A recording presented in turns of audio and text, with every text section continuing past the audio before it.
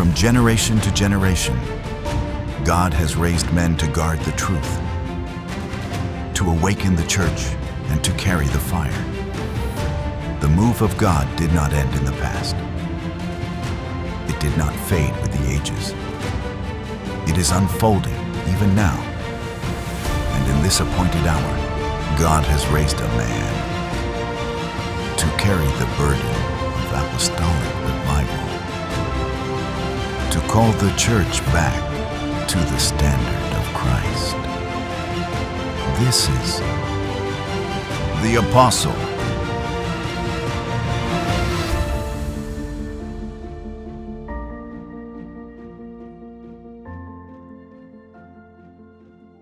This is not just an ordinary day. This is really a divine moment dahil minsan na naman nating makakapanayam ang man of prayer, man of integrity, man of faith, and man of determination.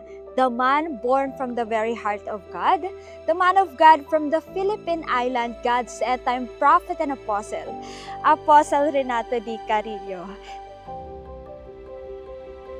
Tatay, you have now entered another major milestone in your journey with God. 40 years of spiritual journey and ministry. And 40 years is really something po, ha? Grabe po. And ayon po sa aming research, bihira ang umaabot sa ganito kahabang tuloy-tuloy na paglilingkod sa Diyos. Kita po ng history na maraming mga powerful at iginagalang na men of God ang hindi po talaga umabot sa 40 years, sa 4 na dekada ng continuous ministry dahil sa iba't ibang mga challenges katulad na lamang po ng burnout, doctrinal struggles, leadership pressures at moral battles. Makikita po natin ito sa ilang mga men of God katulad na lamang po nina George Whitefield, si Jack Ho. I think si Jack Ho po ay umabot lang siya ng 12 or 10 years sa paglilingkod sa ating Panginoon. At kabilang na din po dito sina A.A. Allen, William Branham, sina Todd Penley, sina Jim Baker, at marami pa pong iba. At ipinapakita po nito na ang pagiging makapangyarihan sa ministry ay talagang hindi po siya garantiya sa longevity. Ngunit kayo po ay nanatili po kayong matatag at tapat sa loob ng 4 na dekada. Wow, grabe po. At amin nga pong napag-alaman na sa loob ng 40 years na iyon ay ni minsan ay hindi nyo po naisipan na umayaw, huminto o nanghina sa paglilingkod sa ating Panginoon. Grabe po. Ano po ang inyong sikreto, tatay? At ano po ang nagsustain sa inyo sa bawat season, maging sa mga glorious moments at pati na rin sa difficult seasons? Praise God. So, ang unang secret dyan ay yung deep earnest intimacy with the Lord Jesus Christ every day. So, yun yung unang-una. Kasi yun ang first commandment Mark 12:30, you shall love the Lord your God with all your heart, with all your soul, with all your mind, and all your strength. At ang sabi rin ng Lord in John 15:4 and 5, apart from me, you can do nothing.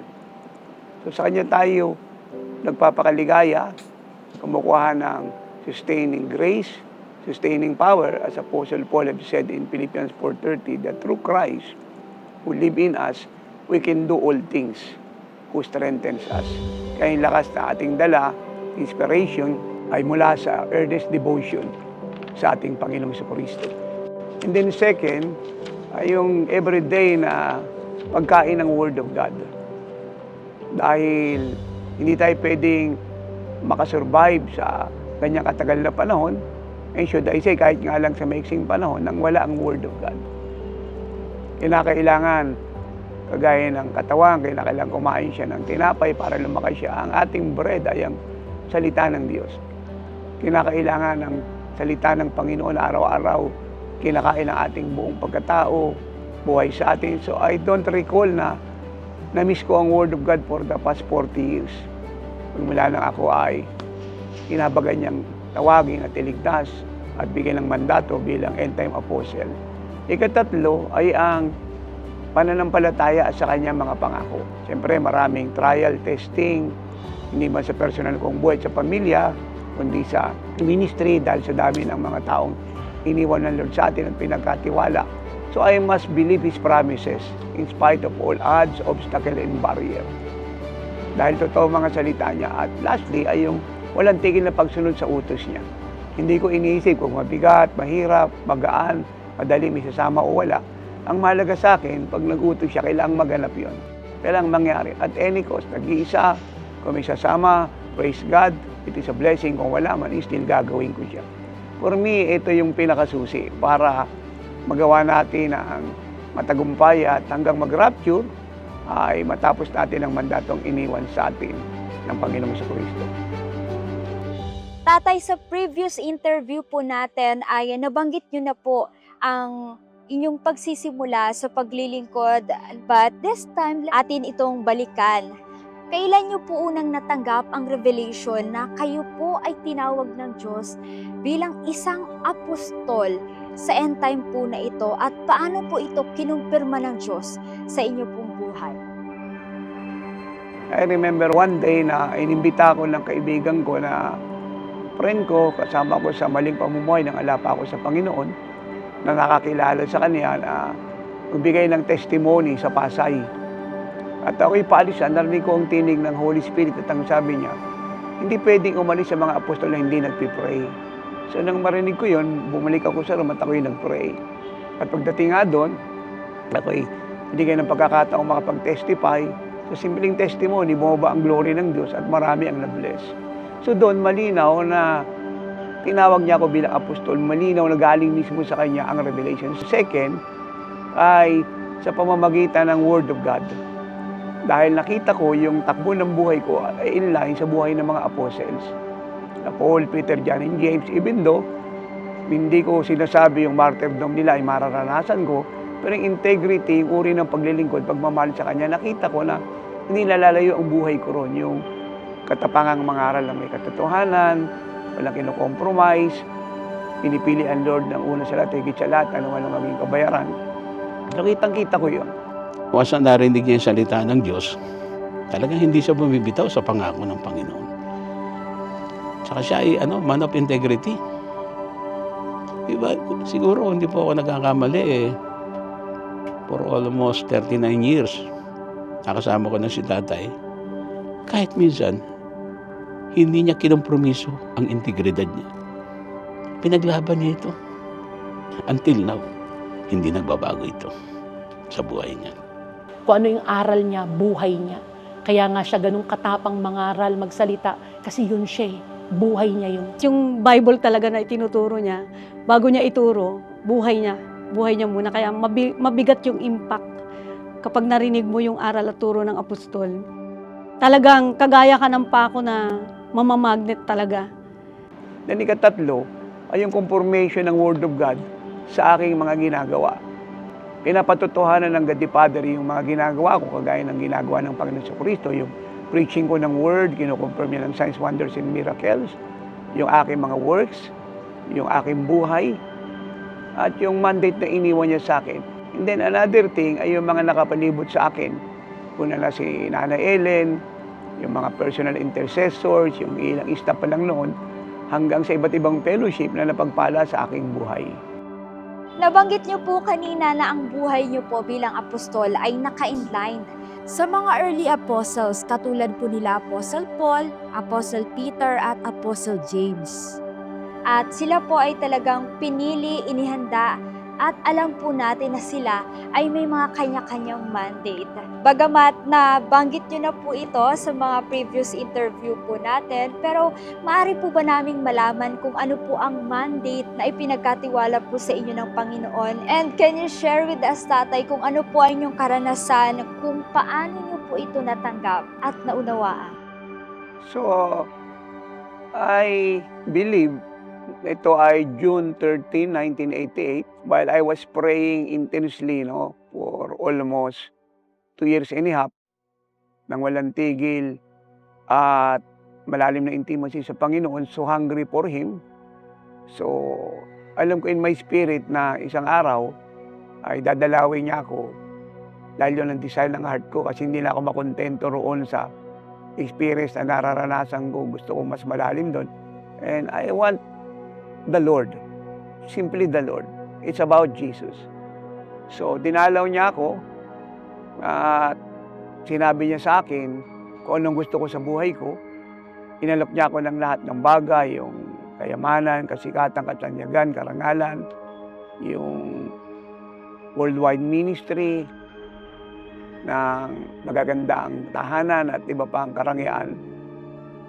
And then ako'y sumagot ng simpleng sagot at ang sabi ko, Lord, wala akong gusto sa lahat ng ito. Ang gusto ko ikaw, ang maging kagaya mo, at matapos ang kalooban ng God the Father. And then nilihans niya ako, at ang buong pagkatao ko ay nag-explode na hanggang ngayon nga ay nami-mesmerize ako in awe pag naalala ko. Eh, ang sabi niya sa akin, Son, build me a true church. Teach them to love me, serve me, worship me, and obey me. And teach them to be like me and present her to my any moment coming. So din nung simula ang mandate. Kasi nga, ang totoong tungkulin ay galing sa Diyos. Walang ibang panggagalingan, siya lang kasi siya ang may-ari ng church. And I'm one of the privileged na napagkatiwalaan niya. That is how where the mandate is started because of his visitation at instruction na turuan ko ang church na maging kagaya niya. Siyempre po, Tatay, sa loob po ng 40 years ng inyong paglilingkod, kung bibigyan po kayo ng pagkakataon na pumili ng iba pang landas o gawain sa buhay, bukod sa pagiging apostol, pipiliin pa rin po ba ninyo ang calling na ibinigay po ng Diyos sa inyo? Bakit po or bakit hindi? Yun pa rin ang pipiliin ko. Kung paano niya ako hinirang bilang end-time apostle at kung bakit ito pa rin ang pipiliin ko kasi mahal ko siya eh. Ang mahalaga sa akin yung sasabihin niya. Kaya kung yun yung una niyang pagkahirang sa buhay ko, so yun pa rin ang pipiliin ko. Hindi ko siya babaguhin dahil ako'y naniniwala na the gifts and the calling of God in my life and to those who have chosen are without repentance. Bale, sa mga isinulat niyo pong libro, nabanggit niyo po doon na ang pagkakatawag niyo po ay buhay. Correct. Correct. My calling is my life, and what is my life is my calling. Sa panahon po natin ngayon, marami ang maaring mag-claim or should I say po, marami ang talagang nagki-claim na sila ay apostol at tinawag ng Diyos bilang apostol. Tatay, ano po ang tunay na marka ng isang totoong apostol? At paano po malalaman ng church na ang isang nagsasabing siya ay apostol ay tunay na tinawag at sinugo ng Diyos? Totoo yan eh.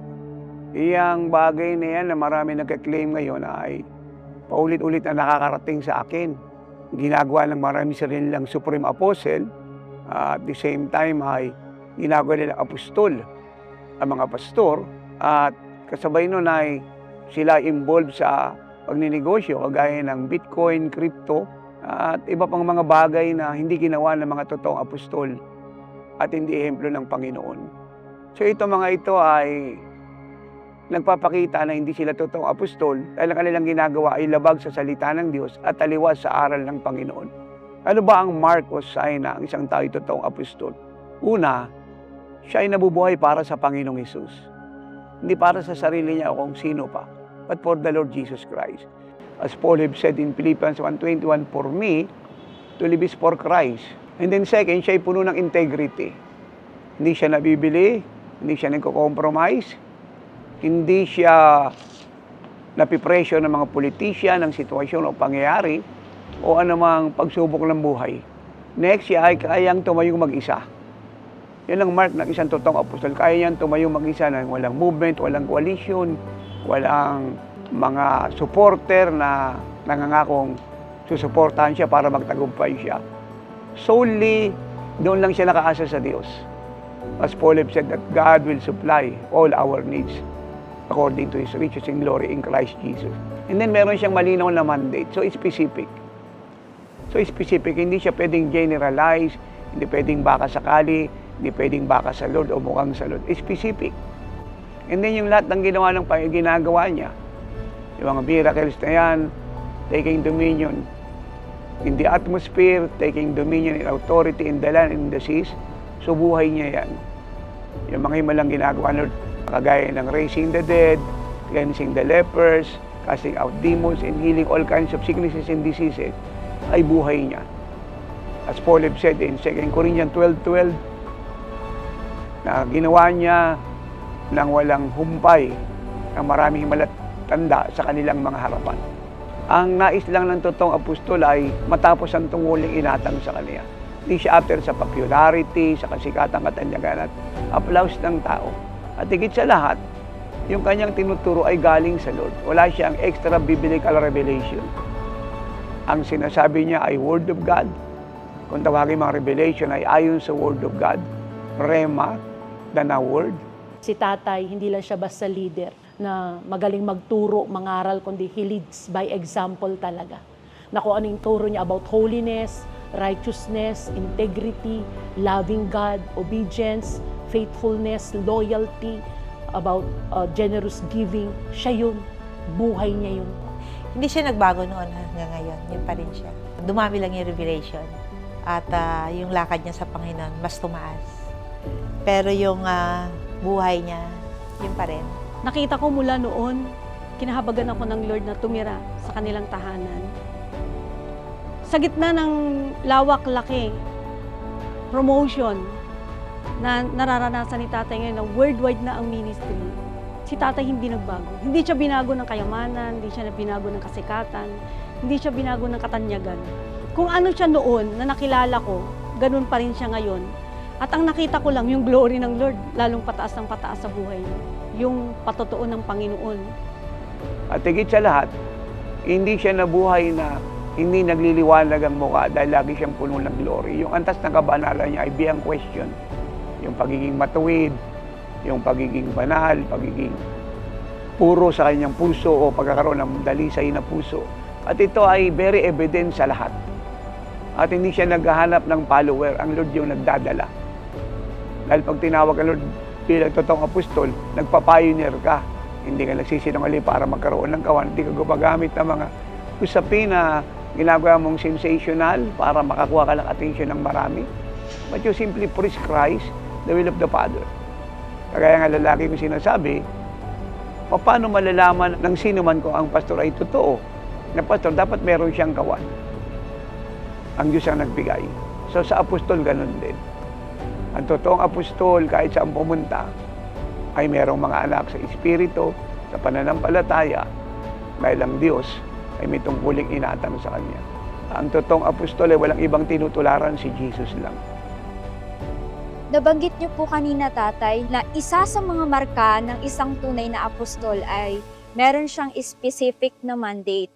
So sa mandate niyo po, tatay, na living like Jesus, pagiging katulad, kawangis na ating Panginoon Jesucristo, yung perfection ng church, ito po ba ay ang pinakamataas na mandate? Which I believe. At kung bakit ko yan sinasabing siya ang pinakamataas na mandate, sapagkat yun ang sabi ng Bible, and let me quote some. In Romans 8:29 I read, "For whom He foreknew, and that is God, He also predestined to be conformed to the image of His Son, that He might be the firstborn among many brethren."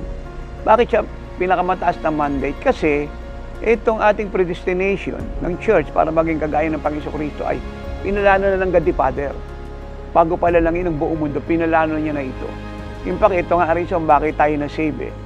Hindi lang para maalis sa hatol sa impyerno, makapasok sa langit, gumaling sa sakit at karamdaman, pagpala, maging anak ng Diyos, at ma-enjoy ang kanyang kahabagang kaawaan, kundi maging kagaya ng Panginoon. Kasi naghahanap ang God the Son ng eternal companion. Yung makakasama niya na naintindihan yung kanyang isip, ang kanyang puso, ang kanyang nais, at gagawin ang kanyang mga ginawa. At ang buong Bible ay punong-puno ng truth na ito. So para sa kaalaman ng lahat, let us define the word predestination na binasa ko kanina according to Romans 8:29. Predestination in Greek word means prorizo, P-R-O-O-R-I-S-O, which means determine, beforehand, foreordain, decide upon, ahead of time, pre-appoint. It is planned, determined, destined, long before it is brought to pass. It is an unchangeable purpose of an unchangeable God. And the word conform comes from the Greek word sumorpiso, S-U-M-M-O-R-P-H-I-C-O, which means to make of like form with another person. Be similar in figure, bearing discourse, actions, manner of like. So rito malinaw na ang church ay naligtas para tularan ang Panginoong Jesucristo. Yan ang ibig sabihin ng salitang conform. To make of like form with another person. Kaya malinaw ang Persian 2:6. Ito ang sabi, He who says he abides in Him, that is Christ, ought himself also to walk just as He walked. Paraphrase, Persian 2:6, those who are in Christ must, at attempt, try, must, shall live like Christ. So ito ay mabigat na utos. Siya ay isang utos na hindi pwedeng baguhin, must live like Christ. So, ibig sabihin, lahat ng nasa Panginoon, kailan siya tumanggap, ano ang edad niya, kulay anyo, saan din namin siya nakalagay, dapat maging kagaya siya ng Panginoong Jesucristo. So pagkatapos siyang maligtas, kailan man yun, pagkatapos noon, dapat maging kagaya siya ng Panginoong Jesucristo. John 4:17, we read, because as He is, so we are in this world. So yung pagiging living like Jesus ng church ay hindi nagaganap sa langit. Dito pa lang, sa lupa, in-expect na siya ng God the Father. In fact, yan ang reason kung bakit nga tayo naging apostol at binigyan ng mandate para turuan ng church maging kagaya niya. 2 Corinthians 13:9-11, King James Version of the Bible. For we are glad when we are weak, and ye are strong, and this is also we wish even your perfection. To be perfect is to be like Jesus. To be like Jesus is to be perfect. Finally, brethren, farewell. Be perfect. Be perfect. Be of good comfort. Be of one mind. Live in peace. And the God of love and peace shall be with you. Philippians 3:12-14. Not that I have already attained or am already perfected, but I press on that I may lay hold of that for which Christ Jesus has also laid hold of me. Kasi Apostle Paul lang nagsasabi rito, nang binabasa natin, ang sabi niya, hindi pa ako nakakarating sa perfection, but I'm pressing on. So siya bilang apostol, yun yung kanyang desire sa buhay, maging kagaya ng Panginoon Jesucristo. At ito ay very evident, sapagkat sa kanyang sariling bibig, ang sabi niya sa 1 Corinthians 11:1, imitate me as I imitate Christ. Matthew 4:18-20, and Jesus walking by the Sea of Galilee, saw two brothers, Simon called Peter, and Andrew his brother, casting a net into the sea, for they were fishermen. Verse 19, then he said to them, follow me, and I will make you fishers of men. Follow me. The word follow me means bear my image and my likeness. That is to be like Jesus. Matthew 10:24-25, ito mas specific ito. A disciple is not above his teacher, nor a servant above his master. It is enough for a disciple that he be like his teacher, and a servant like his master. Kaya lahat na naglilingkod sa Lord must be like the Lord Jesus Christ, at lahat nagsasabing siya ay disciple must be like the Lord Jesus Christ. 1 Thessalonians 5:23 and 24. Now may the God of peace himself sanctify you completely, and may your whole spirit, soul, and body be preserved blameless at the coming of our Lord Jesus Christ. He who calls you is faithful, He will also do it. So rito malinaw, binubuo ang tao ng tatlong sanggap, spirit, soul, and body. At ang sabi ng 1 Thessalonians 5:20-24, yung ating buong pagkatao, ni spirit, soul, and body ay ginagawa ng Diyos na banalin, gawing walang sala, gawing sakdal, hanggang sa araw at pagdating ng Panginoon Jesucristo at yung any moment rapture of the church. Philippians 1:6, being confident of this very thing, that He who has begun a good work in you will complete it until the day of Jesus Christ. Complete it. So ang ibig sabihin ng Philippians 1:6, from salvation to perfection, from being saved to be like Jesus, ay gagawin ng Diyos. bago bumaba ang Panginoong Jesucristo. John 14:12, most assuredly I say to you, he who believes in me, the work that I do, he will do also. And greater work than this, he will do because I go to my Father. So, pag naging kagaya ka ng Panginoon, lahat ng ginawa niya ay gagawin mo. So, utos ng Panginoon yun. Hindi ito isang suggestion, but a command, a very strong command. You must do my works, and even greater work that I have done, because the moment you live my life, that works will be made easy for you to do. Ephesians 5:26-27, that He might sanctify and cleanse her with the washing of water by the word, that He might present her to Himself a glorious church, not having spot or wrinkle or any such thing, but that she should be holy and without blemish. Rito makikita natin ang katangian ng church na irarapture ng Panginoong Jesucristo any moment. Anong ang katangian niya?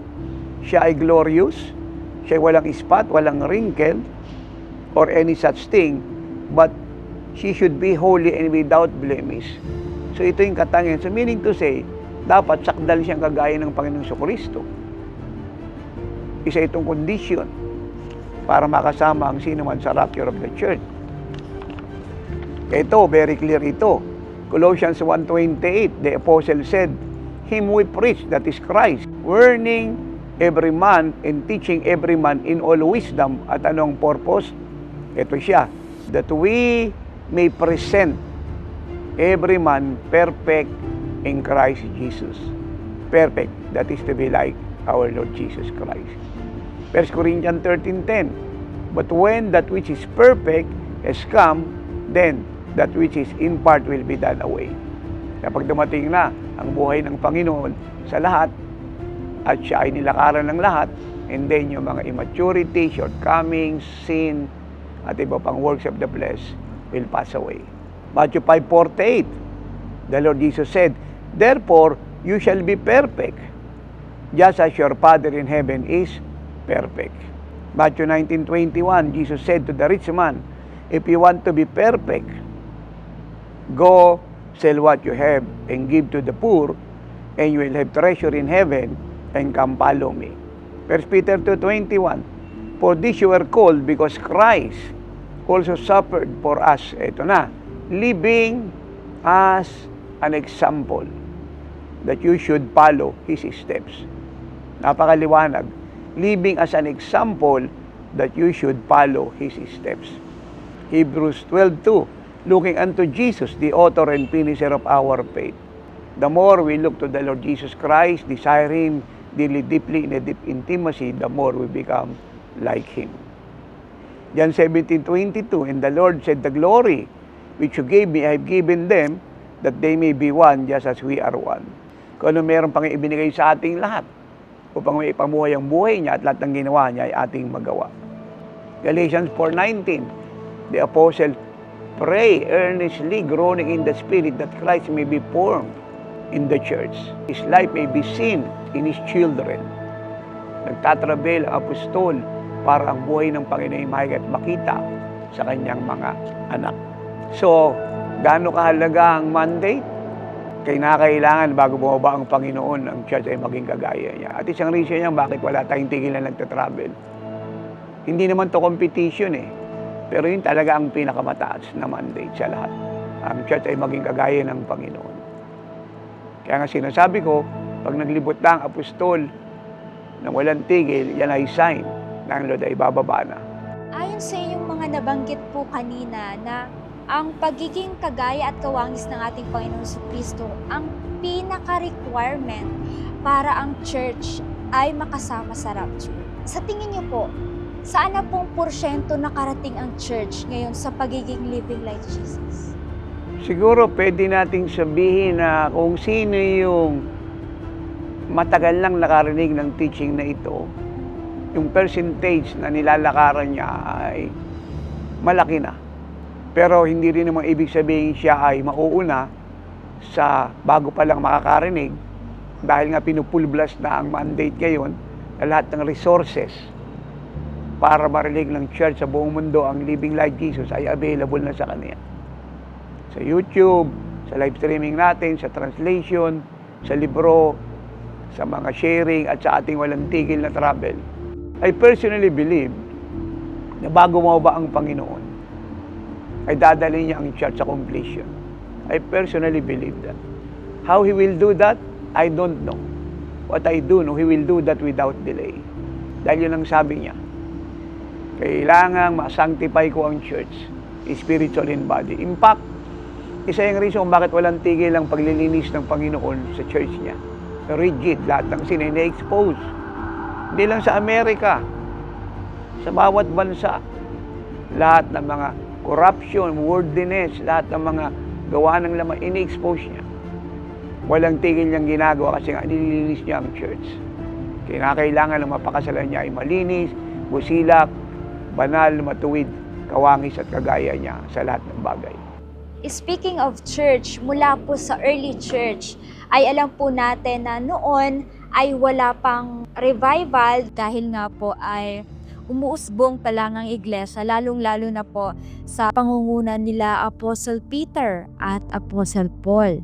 At karamihan po sa mga naganap na revival history ay pinangunahan ng mga evangelist at missionaries. Katulad na lamang po ni Reinhard Bonnke, nila Billy Graham, sina T.L. Osborne, at napakarami pa pong iba.